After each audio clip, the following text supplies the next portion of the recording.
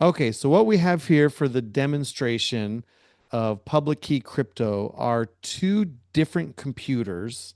I know it's hard to tell, but on the left browser, I'm connected to my Mac Mini at home, and on the right shell, these are called terminals, connected via secure shell, is a Raspberry Pi. And these are completely separate computers. This computer, I'm sitting here, logged in, opened up the terminal, and this computer I have a secure shell connection to, and that computer is connected to my network and down under the desk somewhere. There's no keyboard or mouse connected to it, but I thought it would be more helpful for the demonstrations for you to see this across two different computers rather than just showing it on my own. So the first thing I want to do is, in order to use that public key, private key, I've already set up infrastructure. I already have a public key and a private key of my own, and I'm going to use the open source software called GNU PG, GPG. So I'll just look for my key Sable. There's my key. This is the same one that's on my website, cantus.us. You can download the public key, send me encrypted messages. This key will be good until March 2027.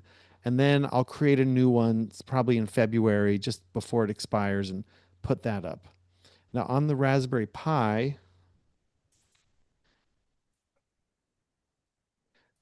I have under the name Raspberry, I've set up a key for a Raspberry Pi.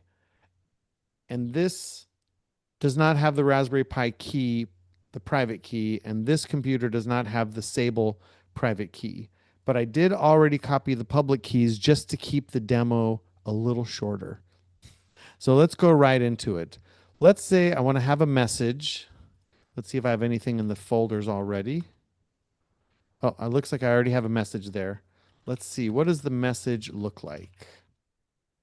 The message says, "Hello, Emeritus friends. This is a short demo of what public key cryptography looks like and how it works." All right, and it looks like I cheated, so I'm just going to delete that other message so you can see. There you go. Message. There's no encrypted message. There's no tricks. Actually, I don't know what that is. Let's just get rid of that thing also. I'm just using the command line. Don't worry about it. And this demo, those are the notes that I'm using off to the side that I already wrote all the commands down, because inevitably what happens when you get in front of a classroom or you start recording, you start forgetting the commands because your brain is doing 25 other things. So I already have the message. It's in message.txt. And if I peek inside that file, it says just what I read. So what I want to do is I want to send my super secret message to Raspberry Pi. And I don't want anyone in the world to be able to read it, including me once I send it. So I'm going to use the magic commands. That's what your browser, your computer takes care of all this for you when you're using an application. But I'm showing you the fundamental commands that have to happen. So I'm going to check over on my Mac and make sure that I have the public key for the Raspberry Pi. And I need the public key in order to encrypt the message so that only Raspberry Pi can connect. So you could see here, here's Raspberry Pi, and I've got a public key and I set it for only 1 year. Good. So I'm set for that. So I'm going to use the command line, and you don't have to worry about what any of these commands do. I'm going to type them out. The key to note here is I'm going to say the recipient is going to be that key, that Raspberry. Now, I could be really specific and copy this long string, but GPG is smart. I only have one Raspberry there. And what I want to do is encrypt that message.txt file. Now I'm getting an error. It says, "Are you sure this is Raspberry Pi? I mean, we don't know for a fact it's them." And I say, "Okay, well, I know for a fact because I just created it and copied it myself. So go ahead and use it." All right. Then nothing happened. But if I take a look again, I now have an encrypted file. So I'm going to take a peek inside that encrypted file and see what does it look like. So I want you to notice it's called PGP. PGP was the original name. It's called Pretty Good Privacy. Pretty good. It's lasted over 40 years, so it's pretty good. But this is the actual message. This is it. That is the message. This is the message that I can send. I can email this. You can make a copy of it. I could put it in the chat. You can't do anything with that message. I'll put it in the chat for you just so you could see. In case you're wondering what is happening here, that message is encrypted and only Raspberry Pi can open it. So Amen. so I'm just going to copy that file message.txt.asc. Remember, I'm using a different computer.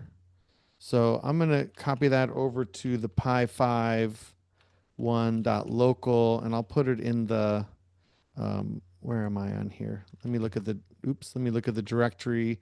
I'll put it in my home directory. I'll just copy it over. I know there's a little black magic happening there. Trust me, I just copied over this. I showed you this before. There was no message.txt.asc file. And now that I said, go ahead and make a secure copy of it, it copied it over for me. And there it is. So now that I have the message, now Raspberry Pi has the message, I can do the magic decryption. I can say, hey, decrypt the message.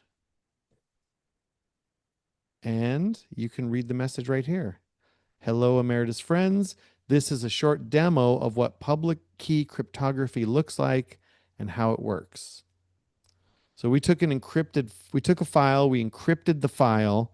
I sent the file to another computer. I used the private key of the other computer to decrypt the message and show it here in the terminal. I want to do a slightly easier example now that doesn't involve any file transfer. So in this case, I'm going to encrypt. This is just so that we can read the text. I'm going to make this for Raspberry Pi. Raspberry. Okay. Yep, I want to use that key. Unless I specifically tell it I trust it, it's going to keep telling me that. So now I'm going to paste in a message from my example over here. Meet at 7 p.m. by the Library Lion. Bring cash. Okay. And then when I finish that, now I didn't make a file or anything. I could send this as a text message over to Raspberry, and Raspberry could decrypt it on their own without me ever sending a file. I could also copy this into an email. So over here on the Raspberry, all I have to do is say, well, let me take a look at that message and paste it in. And then when I tell it I'm done, it says, here's the message, meet at 7 p.m. by the Library Lion.